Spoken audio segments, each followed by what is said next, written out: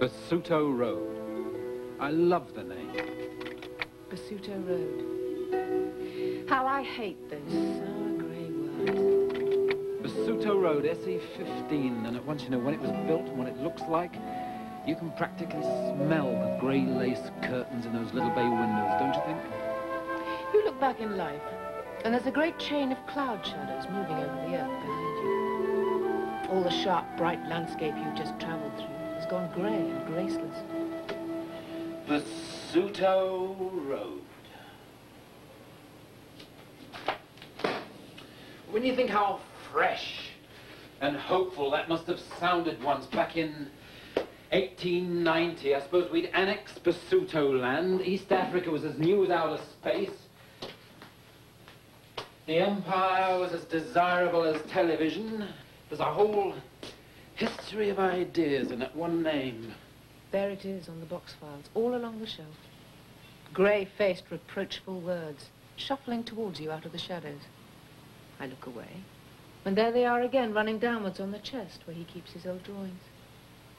Basuto Road, Basuto Road, Basuto Road. And Bechuana Road, and Matabele Road, and Mashona Road, and Barotsa Road. Then 10 years, 15 years away behind you, the land's out in the sunlight again. You can see everything small and shining in the distance.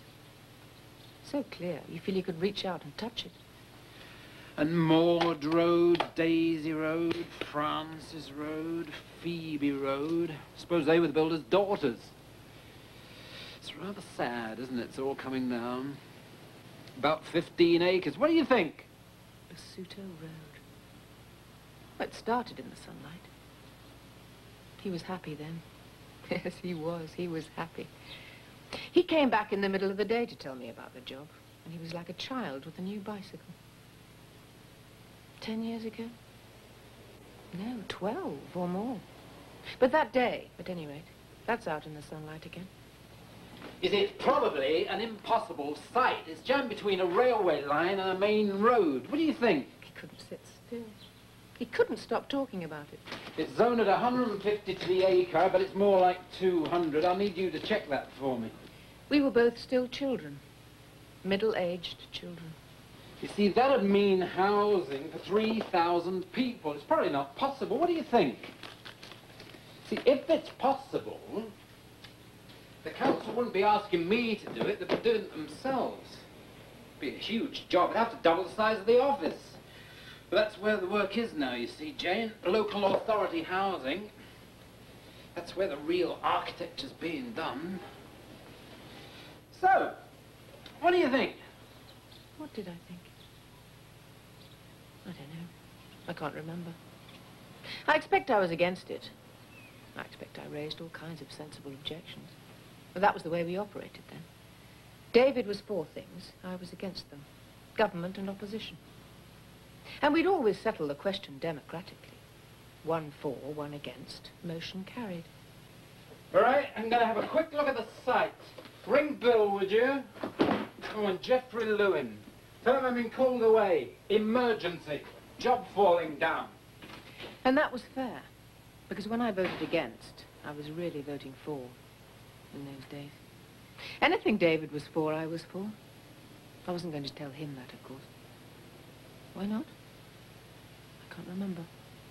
Not that I needed to tell him. He knew perfectly well. Anyway, I had to come out in favor of this project soon enough, because Colin was against it. David was for it, so Colin was against it.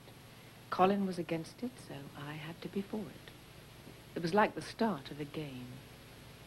I gather David's just landed one of these great slum clearance jobs. Changing the face of London, so he's on his way up in the world. Not that Colin cared much. Well, not then. He was mildly sardonic, and he always was. He didn't think about it. We none of us thought about it. What do you think about it, Jane? I said, what do you think about it? A twilight area. A twilight area? It's not a slum clearance scheme, Colin, not a slum. A twilight area sounds very beautiful. Isn't that right, David? What's that, my love? Basuto Road, a twilight area. Well, it's only not a slum, whatever a slum is. No worse than this neighbourhood, really, or rather no worse than it used to be. A bit grey and exhausted, that's all. Little weary shops selling maroon cardigans and dusty sanitary fittings. Get a few surprises, too. There was a brand new red Mercedes parked in Bechuana Road yesterday. A rival architect. A richer one, obviously. Or some demolition contractor sizing the job up, like a hangman, taking a look through the peephole. Got to be done, though, Colin. Oh, it's got to be done. Otherwise, the areas where architects and demolition contractors live will start to look a little grey and exhausted again. You know why I put out with you, Colin? Everybody else takes me seriously. I take you seriously, David. You're building the new world we're all going to be living in. Sit at my table, eating my food, drinking my wine. Where's your glass? Sheila takes you seriously anyway. She thinks the future's right there inside your head, like a chick about to burst out of an egg. Might as well have my father round all the time. But Sheila might feel rather at home in a sunset area. A twilight area. Wouldn't you, my love? Don't start on Sheila, for God's sake. Anyway, Colin, it's got to be done. You know that in your heart. We've got to rebuild areas like that. You're going to be working on this one, are you, Jane? Going down there with your clipboard, knocking on doors, doing the market research? I don't do market research. Good morning, madam. Would you like your house pulled down? They're going to get their houses pulled down whether they like it or not. We don't need to ask them what they want instead, because we already know. Yes, nice little semis with nice little gardens. The best popular housing so far devised. But you're not going to build them nice little semis with nice little gardens. I can't. I've got to show a net housing gain, not a colossal housing loss. What do you get with semis? Aesthetic typhoid, I expect. You get about 30 persons to the acre. I've got to house something more like 200. I'd have to cover the site with one solid fused mass of semi-detached house. Sheila thinks that sounds wonderful. Work it out for yourself. You were senior What's-it. Was I? I thought you were senior What's-it at Eton or wherever it was. Senior classical What's-it, not senior town planning What's-it like you. You've got to rise above senior milk monitor at my school. Wake up, Sheila. It's the barefoot boyhood again. Sheila's all right. Sheila's awake. You're not saying very much, though, are you, my pet? Talking more sense than some people. You see, if only we could find out what Sheila wanted, we'd know what everyone wanted. Over dinner, this would be. The children out of the way. Occasional clicks and whimpers on the baby alarm from their two across the street. Colin and Sheila. I don't know. They seem to live around here. She'd leave the children here at some point in the day. That's what usually happened. And then when she came to collect them, she'd sit down for a cup of coffee, and sooner or later she'd be saying, "This is awful. I haven't done anything about the children's tea." And I'd say, "That's all right. They can have something here." And then the next thing I knew, it would be, "This is terrible. I haven't done anything about getting a meal for Colin." And I'd say, "Give him a ring. We've got plenty." And she'd say, "This is awful. We seem to live round here."